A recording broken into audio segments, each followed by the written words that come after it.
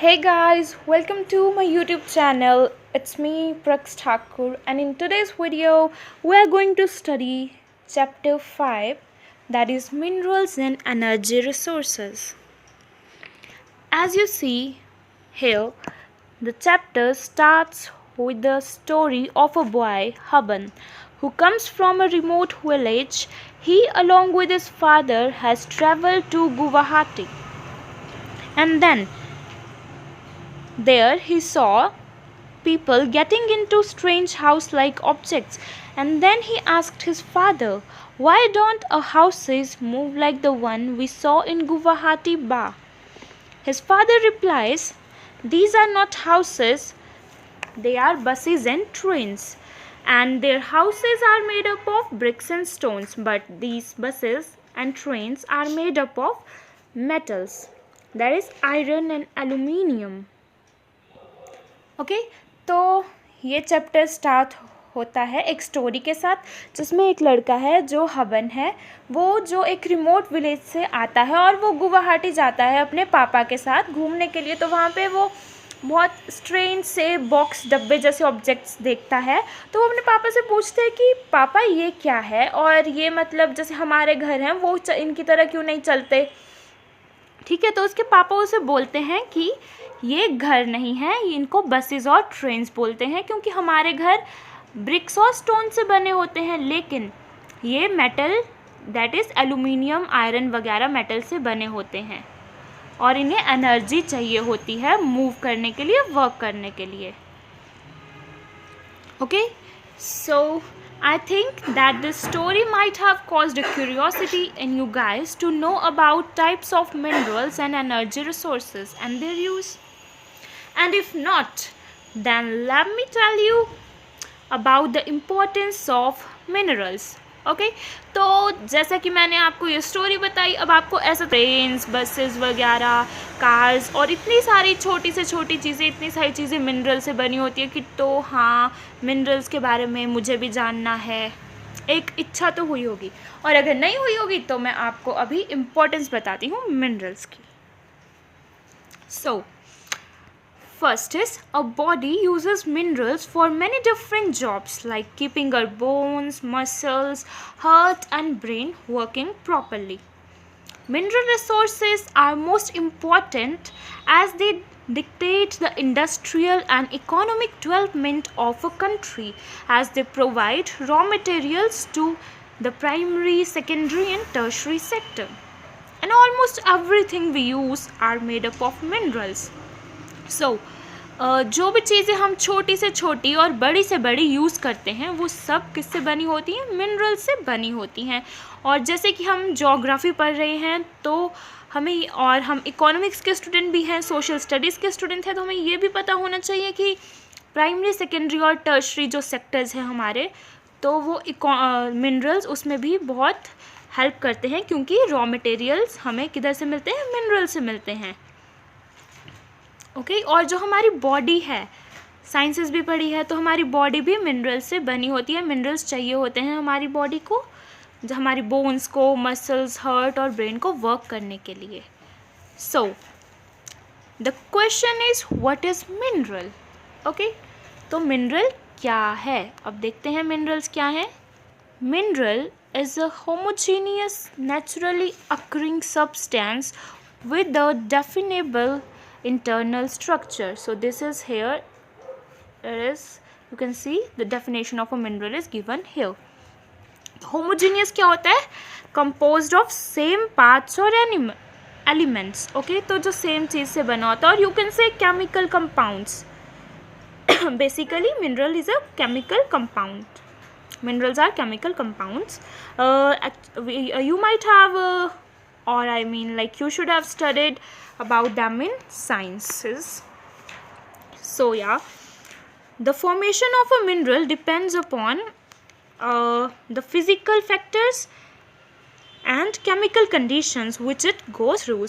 Thus you will find minerals with a variety and, or I can say, range of colors, hardness, crystal forms, luster, density. Okay, तो जैसा हमने science में भी पढ़ा है कि एक जो मिनरल होता है, हमने मिनरल्स के बारे में पढ़ा, हमने डायमंड के बारे में पढ़ा है जो कि हार्डेस्ट मिनरल होता है, और हमने पढ़ा है टैल्क के बारे में जो कि सॉफ्टेस्ट होता है। तो बहुत सारी वैरायटी होती है, कुछ मतलब मेटल्स होते हैं जिनमें बहुत ज़्यादा लस्टर होता है, कुछ बहुत डल होते हैं, कुछ बहुत हार्ड होते हैं, कुछ फ्रेजाइल होते हैं, टूट जाते हैं जल्दी। तो बहुत सारी वैरायटी है। Okay, so we will study about classification. Here you can see the pictures of different kinds of rocks and minerals. तो अब आप देख सकते हैं कि यहाँ पे तरह तरह के रॉक्स और मिनरल्स की पिक्चर यहाँ पे दी गई है, और इनके डिफरेंट साइजेस हैं, कलर्स हैं, टेक्सचर है। Okay, why it is so? Because they are formed from different kinds of elements. So what are rocks? Well, rocks are combinations of homogeneous substances called minerals. And minerals, as I already told you, it is a homogeneous naturally occurring substance with a definable internal structure. Minerals are, okay. So minerals are formed from different elements. Here you can see the periodic table. You might have studied it in your chemistry. तो ये जो periodic table है, जैसे कि आप देख सकते हैं, तो यहाँ पे डिफरेंट तरह के एलिमेंट्स दिए गए हैं, जैसे कि यहाँ पे बोरोन है, कार्बन है। तो डिफरेंट एलिमेंट्स जब आपस में रिएक्ट करेंगे तो तरह तरह के मिनरल्स बनते हैं। So here in this box you can see information about geographers and geologists have been given. Well, I will give you a very brief and easy definition about geographers and geologists so that you can differentiate between the two. Geologists study things below the crust of the earth, the formation of minerals, their age, physical and chemical composition, whereas geographers study about the distribution of mineral resources and economic activities related to them. तो जो geologist होते हैं वो पढ़ते हैं जितने भी जो मिनरल्स होते हैं उनकी कितनी एज है, उनकी फ़िज़िकल और केमिकल कॉम्पोजिशन क्या है, वो किस चीज़ से बने। फ़िज़िकल कॉम्पोजिशन मतलब वो कैसे दिखते हैं, ठीक है, शेप कैसी है, और केमिकल कॉम्पोजिशन मतलब कि किस किस चीज़ों से बने हैं, क्या क्या किन किन मिनरल्स से, किन किन मतलब एलिमेंट्स से वो बने हैं। और जो क्रस्ट होती है अर्थ की, आपको पता है ना, the top most layer of the earth is called the crust.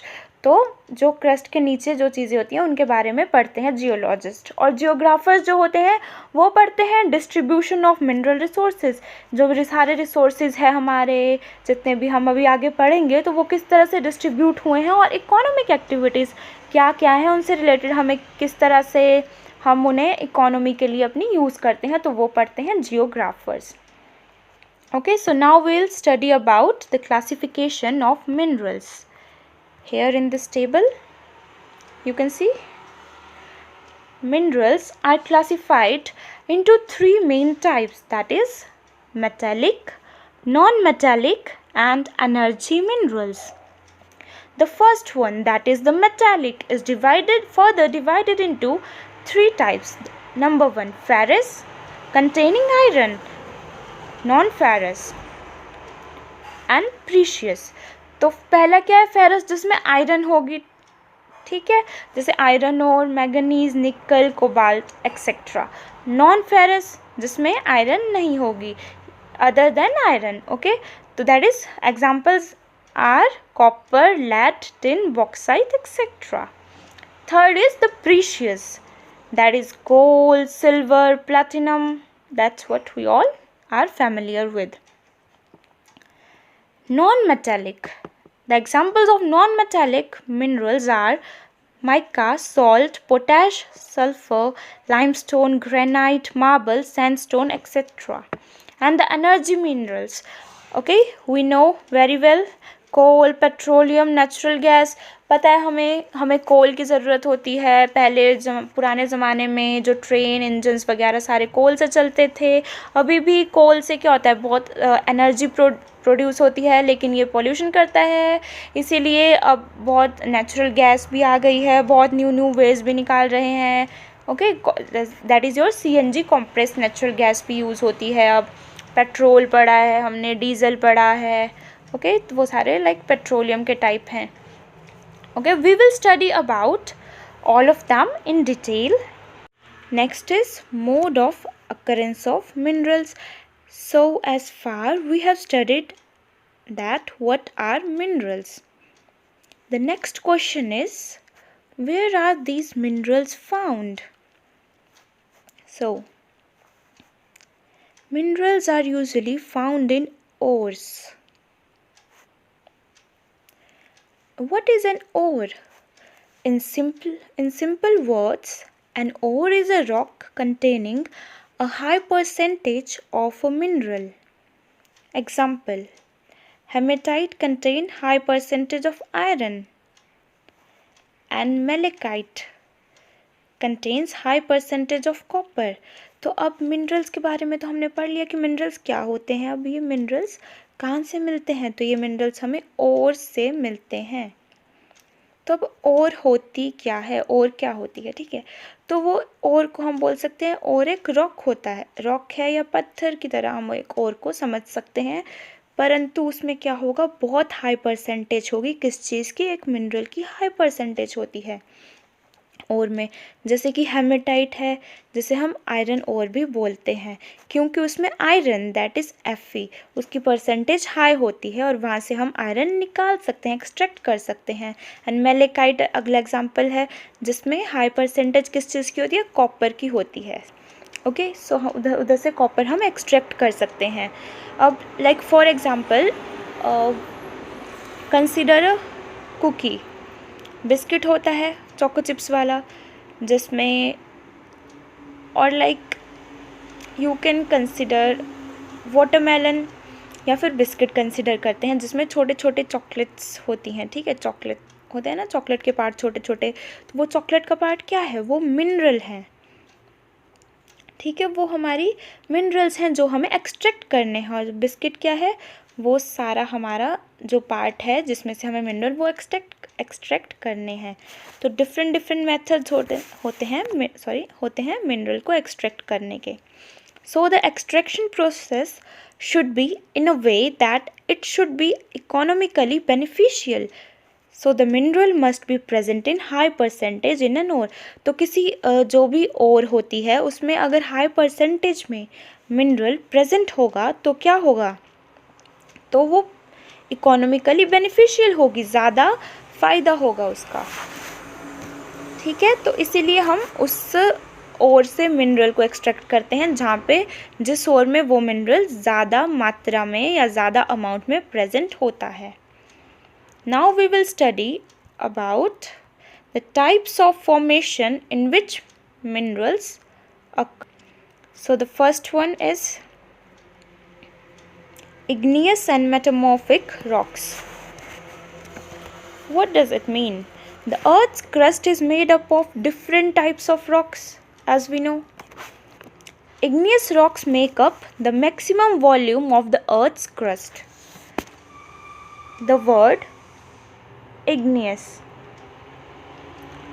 is derived from the Latin word ignis, meaning fire. This is arrow. Igneous rocks, metamorphic and sedimentary rocks. तो सबसे ज़्यादा अमाउंट में जो प्रेजेंट हैं वो igneous rocks हैं earth crust में, और सेकंड पे मेटामॉर्फिक आते हैं and third is sedimentary rocks. तो हम अब इग्नियस और मेटामॉर्फिक के बारे में पढ़ रहे हैं और सेडिमेंट्री के बारे में भी पढ़ेंगे। तो इग्नियस वर्ड, जैसा कि मैंने कहा, लैटिन वर्ड है जिसका इग्निस उस मतलब क्या होता है उसका? फायर। ठीक है, तो जो इग्नियस रॉक्स थे वो कैसे बने थे? लिक्विड मटेरियल जो था वो अर्थ की क्रस्ट में से निकल रहा था बाहर। अर्थ की जो कोर होती है ना अंदर से, वहाँ से लिक्विड रॉक मटेरियल निकला था, और जिसको क्या बोलते हैं हम? मैग्मा। और उससे क्या हुआ, फिर जो मैग्मा होता है वो नीचे ट्रेवल करके आता है। वोल्केनो से जब मैग्मा निकलता है वो ट्रेवल करके फर्दर नीचे आता है, तो उसे बोलते हैं हम लावा। और जो लावा होता है जब वो सॉलिडिफिकेशन हो जाती है उसकी, मतलब वो हार्ड हो जाता है और कूल होता है। On solidification and cooling after a large period of time it results in the formation of igneous rocks. तो जब हार्ड हो जाएगा और फिर ठंडा होता है तो बहुत टाइम के बाद, मतलब काफ़ी हज़ारों सालों के बाद क्या होता है, उससे क्या होता है, फॉर्मेशन होती है किसकी, इग्नियस रॉक्स की और मेटामॉर्फिक रॉक्स की। तो इस वे में इग्नियस और मेटामॉर्फिक रॉक्स बनते हैं।